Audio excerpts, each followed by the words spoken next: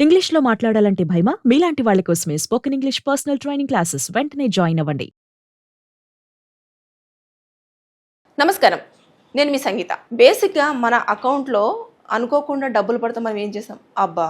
కొంతమంది వెంటనే ఇమ్మీడియేట్‌గా డ్రా చేసేసుకొని ఖర్చు చేసేస్తారు. లేదు అంటే కొంతమంది అమ్మ ఎవరికి చెప్పొద్దు బాబోయ్! ఈళ్ళు డబ్బులు పడ్డాయి అని చెప్పేసి అనుకుంటారు.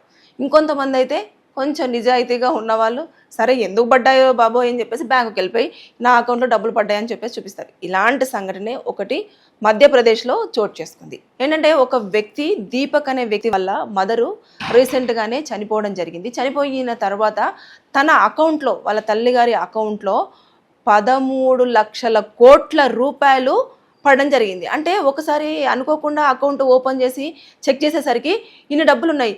అంటే ఆ సున్నాలు చాలా ఉన్నాయి. లెక్క పెట్టుకోలేక వాడు ఏంటి ఇన్ని డబ్బులు పడ్డాయి నిజమేనా కాదా అని చెప్పేసి మళ్ళీ చెక్ చేసుకున్నాడు. చెక్ చేసేసుకొని ఒకసారి బ్యాంక్ దగ్గరికి వెళ్ళేసి నా అకౌంట్‌లో ఎంత ఉన్నాయని చెప్పేసి అడిగితే నీ బ్యాంక్‌లో ఇన్ని డబ్బులు ఉన్నాయి అని చెప్పేసి అంటే అసలు ఆ డబ్బులు నావి కాదండి. అసలు నాకు తెలియని కూడా తెలీదు. నాకు సంబంధం లేదు. అసలు ఎలా పడ్డాయో కూడా తెలీదు. నేను ఈరోజు ఉదయాన అకౌంట్‌లో ఇలా చెక్ చేసేసరికి ఇలా కనిపించాయి అని చెప్పేసి చెప్పడంతో అప్పుడు బ్యాంక్ వాళ్ళు ఇమ్మీడియేట్‌గా పోలీసులకు ఇన్ఫార్మ్ చేయడం జరిగింది. అంటే కొన్ని సార్లు మన అకౌంట్లో డబ్బులు ఎలా పడతాయి అనేది కూడా తెలియదు. అంటే సైబర్ నేరగాళ్ళు ఈ మధ్య కాలంలో ఎక్కువ అవడం కూడా జరుగుతుంది.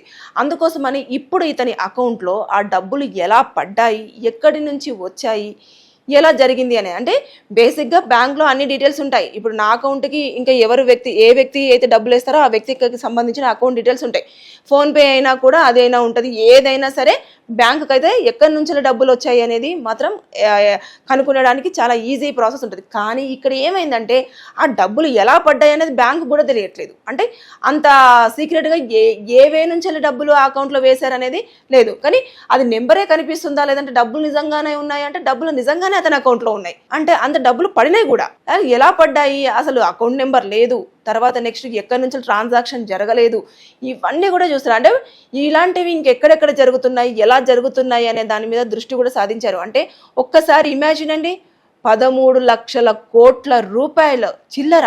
అంటే ఒక్క రోజులో అతను కోట్లాధికారి అయిపోయినట్టే. కానీ ఆ డబ్బు నాది కాదు, అది ఏ రూపాయన వచ్చిందో, ఎందుకు వచ్చిందో, అంటే ఏదైనా స్కామ్ చేసి ఎవరైనా అందులో షేరింగ్ కానీ అలా చేశారనుకోండి, అనవసరంగా లేనిపోని తప్పుకి ఇతను ఇరుక్కునే అవకాశం ఉంటుంది కదా. ఎందుకంటే అకౌంట్ డీటెయిల్స్ అన్ని ఇతని దగ్గరే ఉన్నాయి కదా, ఇతనే యూజ్ చేస్తున్నాడు కదా.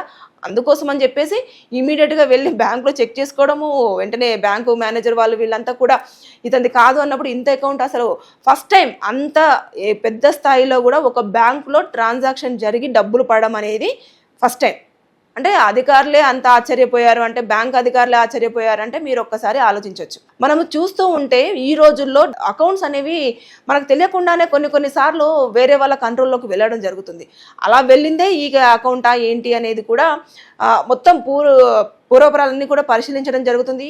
అది కేసును కూడా తీసుకోవడం జరిగింది. తీసుకున్న తర్వాత మొత్తం డీటెయిల్డ్గా అన్నీ కూడా పరిశీలన చేస్తూ ఉన్నారంటే గతంలో కూడా ఇలాంటివి ఏమైనా అకౌంట్స్లలో పడ్డాయా, మనకేమైనా ఇంటిమేషన్ రాలేదా, లేకపోతే ఇది మొదటిసారా అనేది కూడా బ్యాంకులో ఉన్న అకౌంట్ డీటెయిల్స్ అన్నీ కూడా పోలీసులు ఎప్పటికప్పుడు డీటెయిల్డ్గా తెలుసుకోవడం జరుగుతుంది. తర్వాత నెక్స్ట్ ఇది అకౌంట్ల నుంచి వచ్చింది అనేది క్లారిటీ లేదు కదా, అసలు ఎలా వచ్చింది ఏంటి అనేది ఇతనికి ఎవరైనా తెలుసా, లేకపోతే నువ్వేమైనా ఈ మధ్యకాలంలో ఏదైనా యాప్ కనుక డౌన్లోడ్ చేసావా లేదా, ఇవన్నీ కూడా అతన్ని మొత్తం పూర్తిగా అతన్ని చెక్ చేయడం జరిగింది. తర్వాత అతని డీటెయిల్స్ తీసుకున్నారు, అతని కాంటాక్ట్ డీటెయిల్స్ అన్నీ ఎవ్రీథింగ్ ఇతన్ని వాళ్ళ కంట్రోల్లో పెట్టుకోవడం జరిగింది. అలాగే అధికారులకు సంబంధించిన అకౌంట్ డీటెయిల్స్ అన్నీ కూడా పోలీసులు మొత్తం ఎంక్వైరీ చేశారు. తర్వాత నెక్స్ట్ ఇంకా చేస్తూనే ఉన్నారు. ఎందుకంటే ఆ పెద్ద మొత్తంలో పడిన అమౌంట్ అనేది ఎక్కడి నుంచి పడింది అనేది క్లారిటీ లేదు కదా, అసలు డీటెయిల్స్ కూడా లేవు.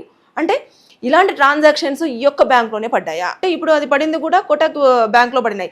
అంటే ఈ ఒక్క బ్యాంక్లోనే అలా పడిందా, లేకపోతే ఇంకేమైనా తెలియకుండా ర్యాండమ్లీ ఏమైనా అకౌంట్లను ఎవరైనా యూజ్ చేసి వేయడం జరిగిందా అనేది కూడా చెక్ చేసే పనిలోనే పోలీసులు అందరూ కూడా ఉండడం జరిగింది. ఇది నార్త్ సైడ్ జరిగింది. అంటే చూసుకుంటే మనం చూస్తూ ఉన్నాం కదా, చిన్న రూపాయి వస్తే కూడా సంతోషపడిపోకండి. అవి ఎక్కడి నుంచి అలా వచ్చాయి, ఎందుకు వచ్చాయి, అసలు మన అకౌంట్లో క్రెడిట్ అవ్వడానికి కారణం ఏంటి, మన అకౌంట్ డీటెయిల్స్ వాళ్ళ దగ్గర ఎందుకు ఉన్నాయి, ఇవన్నీ కూడా పూర్తి స్థాయిలో ఎంక్వైరీ చేయాల్సిన అంత అవసరం ఉంటుంది.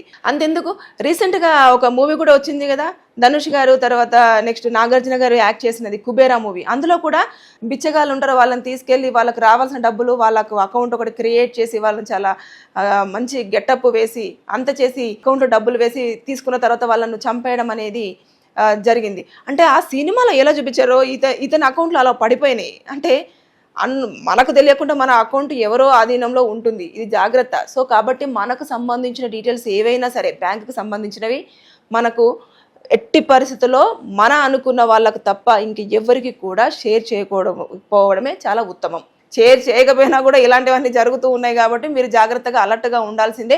పోలీసులు ప్లస్ తర్వాత అధికారులు మాత్రం తలలు పట్టుకొని పరుగులు తీస్తూనే ఉన్నారు. అసలు ఇంత పెద్ద అమౌంట్ ఏడు నుంచి పడింది, ఎలా పడింది, అసలు ఎక్కడ స్కామ్ జరిగింది, ఏంటిది, అసలు నిజంగానే ఇవి రియల్ డబ్బులేనా లేకపోతే డ్యూప్లికేటా లేకపోతే ఊరికైనా సరదాగా చేశారా ఏంటి, ఇవన్నీ కూడా అన్ని ఎంక్వైరీ చేసినా కూడా అవి ఒరిజినల్ నోట్లే అకౌంట్ నుంచి వెళ్ళి అకౌంట్లోకి కరెక్ట్గానే పడడం జరిగింది. వారు ఎంతైతే చెప్పారో 13 లక్షల కోట్ల రూపాయలే ఇవన్నీ జరిగినాయి. కానీ ఎక్కడి నుంచి పడ్డాయి అనేది మాత్రం క్లారిటీ లేదు. దానికోసము అధికారులు మురగలు పడుతున్నారు.